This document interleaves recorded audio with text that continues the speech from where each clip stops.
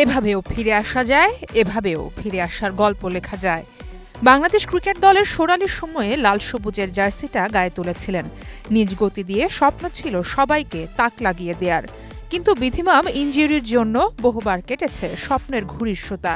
কিন্তু দমে যাননি, ভেতরে ছাইচাপা আগুনের গোলা নিয়ে ফিরে এসেছেন। ইনজুরির সাথে লড়াইটা একেবারে শেষ না হলেও প্রতিনিয়ত ছাড়িয়ে যাচ্ছেন নিজেকে। গল্পটা টাইগার পেসার তাসকিন আহমেদের। ৩ বছর আন্তর্জাতিক ক্রিকেট থেকে বাইরে থাকার পর ২০২১-এ আবারও জাতীয় দলে ফেরেন তাসকিন।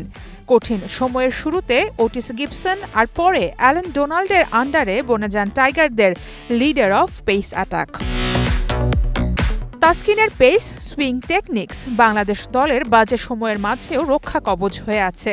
ফলাফলটাও চোখে পড়ল এবার। ২০২৩ সাল থেকে ওয়ানডেতে ১৫০ ওভার বল করা পেসারদের মাঝে সেরা ইকোনমি এখন তাসকিন আহমেদের।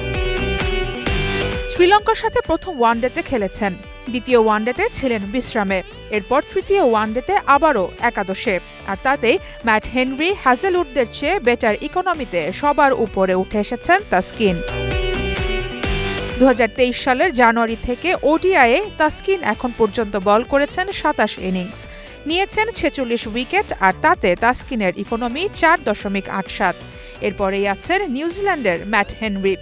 ২৬ ইনিংসে ৪৯ উইকেট শিকার করা এই কিউই পেসারের ইকোনমি ৫.১৫। তিনি আছেন প্রোটিয়া পেসার কাগিসো রাবাদা।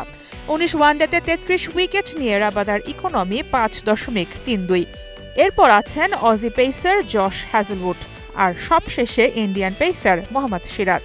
তাসকিনের সমান ইনিংসে তাসকিনের চেয়ে একটা বেশি উইকেট নিয়ে এই পেসারের ইকোনমি ৫.৪১। বাংলাদেশ ক্রিকেট দল স্মরণকালের বাজে পারফরম্যান্সের মাঝ দিয়ে গেলেও নিজের কাজটা ঠিকই করে যাচ্ছেন তাসকিন। টাইগারদের র্যাঙ্কিং এখন জিম্বাবুয়ের থেকে খারাপে যাবে কিনা এসব হিসাব নিকাশ আর সমালোচকদের উত্তাপের মাঝে তাসকিনের এমন রেকর্ড যেন এক পশলা বৃষ্টি।